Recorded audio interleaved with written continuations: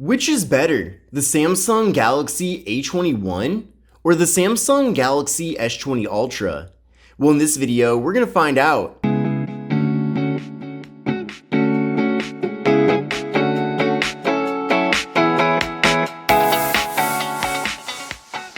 Hi everyone, this is Kevin here, coming at you with my comparison video of the Samsung Galaxy A21 versus the Samsung Galaxy S20 Ultra.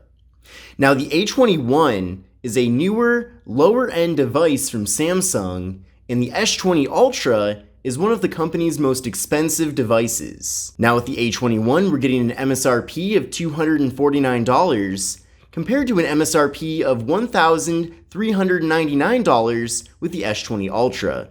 So is the S20 Ultra worth the extra money? And if so, what are the benefits? Well, we're going to be going over all of that in this video.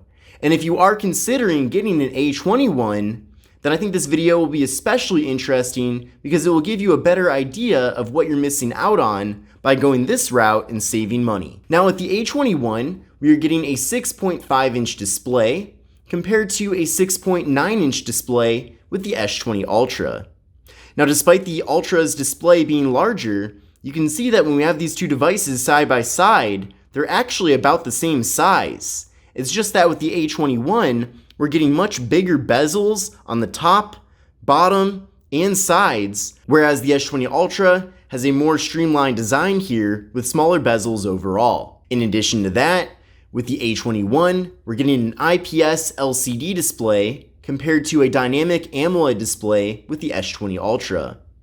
And in addition to that, with the A21, we're getting a 720p display compared to a 1440p display with the S20 Ultra. With the A21, we're getting a PPI of 270 compared to a PPI of 511 with the S20 Ultra. With both phones, we're getting a 20:9 aspect ratio, so a more narrow but tall form factor. And finally, with the A21, we're getting a 79.3% screen-to-body ratio, whereas with the S20 Ultra, we're getting a much better screen-to-body ratio at 89.9%. Now another big difference between these two phones is the refresh rate. So with the Galaxy A21, we're getting a 60 Hz refresh rate, which is pretty typical for most smartphones out there. But the S20 Ultra actually has the ability to do 120 Hz. So what that means is that we're going to be getting a much smoother experience here with the phone in comparison to the A21 because the display itself does more frames per second. So that's a nice premium touch here that we're getting with the Ultra. Now both phones do feature hole punches at the top for the front-facing cameras. And with the A21, we're getting a 13 megapixel front-facing camera compared to a 40 megapixel front-facing camera with the S20 Ultra. Now with the A21, we're getting 32 gigabytes of internal storage compared to 128 gigabytes with the S20 Ultra. So we are getting quadruple the amount of internal storage here with the phone. Now both devices do feature microSD card expansion, which is awesome. That's especially going to come in handy with the A21. Now the A21 does not have wireless charging, whereas we are getting that here with the S20 Ultra. And another difference too is the fingerprint sensor setup. So with the A21, we have a fingerprint sensor on the rear of the phone. Let's give that a try right now. So nice and quick there. And then with the S20 Ultra, we have an in-display fingerprint sensor. So that's very fast. In fact, the in-display fingerprint sensor with the Ultra is faster than the rear fingerprint sensor on the A21. In addition to that, with both phones, we are getting facial recognition as another method to get into the devices. Now on the back of these devices, we have quite a few cameras on both of them. So both phones actually feature quad camera setups, but they are very different. Starting off with the A21, we're getting a 16 megapixel main camera, an 8 megapixel ultra wide angle camera, a 2 megapixel depth sensing camera, and a 2 megapixel macro camera for close-up photos. Whereas with the S20 Ultra, we're getting a 108 megapixel main camera, a 12 megapixel ultra wide angle camera, a 0.3 megapixel depth sensing camera, and then finally we're getting a 48 megapixel periscope camera that gives us 10x hybrid optical zoom And they have this space zoom feature that gives us 100x zoom. So the space zoom combines optical and digital zoom to really give you the ability to zoom in on things quite dramatically. So we're definitely not getting that here with the A21. So here's how things look with the main cameras on both devices. Now from here we can switch over to the ultra wide angle cameras in both phones, and you can see that we are able to fit quite a bit more content into the frame. It does seem like the ultra wide camera with the S20 Ultra is a bit wider though, so keep that in mind. And then with the Ultra, we also have that bonus feature of having the zoom. So we can do 0.5x, but of course we can zoom in even further and further. Now, one of the features that I did mention earlier that we can't get with the S20 Ultra is the macro camera.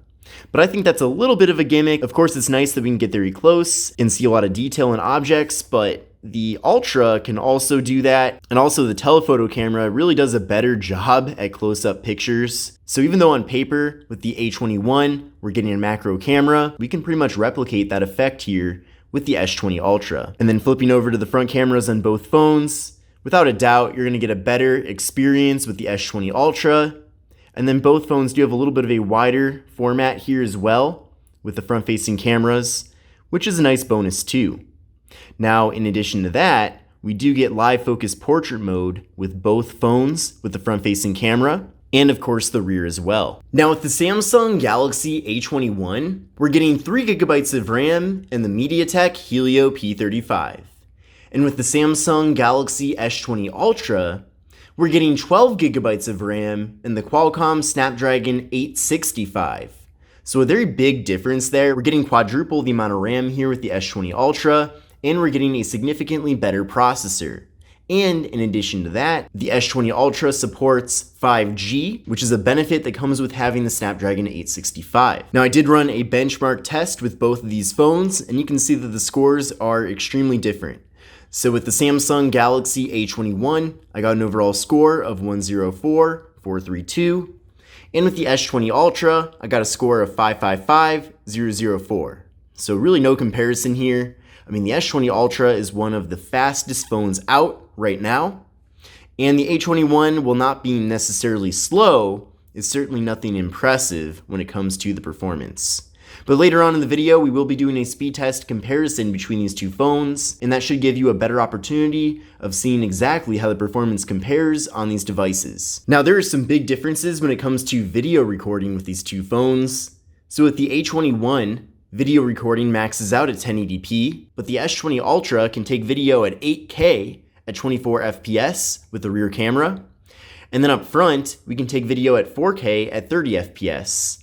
So definitely when it comes to content creation, it doesn't get much better than the S20 Ultra, since this phone is packed full of so many different camera features. Now with the A21, we're getting a pretty beefy 4,000 mAh internal battery with 15-watt fast charging.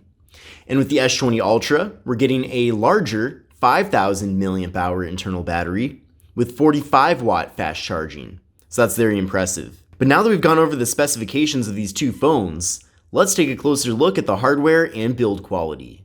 So I already talked quite a bit about the front panels here, but without a doubt, the display on the S20 Ultra is way better looking. Not only is it larger in a similar footprint, but it's much brighter as well, and you're gonna get much better viewing angles and better colors too.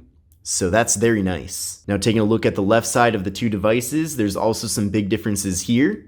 So with the A21, we are getting an all plastic build minus the glass on the display. But with the S20 Ultra, we're getting a metal band running on the sides of the phone, and then we're getting glass on the back. Now on the left side of the A21, we have the slot for the microSD card and SIM card. And on the left side of the S20 Ultra, we have nothing. Then taking a look at the right side of both phones, they both have the volume button and power button. Then on the top of the two devices, they both have the noise canceling microphone. But then with the S20 Ultra, we have the slot for the microSD card and SIM card. And then taking a look at the bottom of the two devices, they both feature a speaker, USB-C port, microphone, but we do get a 3.5mm headphone jack with the A21, which is something that we don't get with the S20 Ultra. And then taking a look at the back of the devices, there are some similarities, but quite a few differences as well. So they do both have that quad camera setup, but you can see the camera module is much larger with the S20 Ultra. And then we have the fingerprint sensor on the back with the A21. But in general, I think both devices do look nice. And considering their various prices, I feel like the quality does reflect upon that. But at the same time, I feel like the A21 still does feel like a high quality phone. Let's now do a speed test comparison between these two phones. We're going to start by pulling up the camera app. So 1, 2, 3, go. And the S20 Ultra was quicker at pulling up the camera app. Let's now go to Google Chrome. 1, 2, 3, go. And it was near instant there with the S20 Ultra, and it was a bit slower with the A21.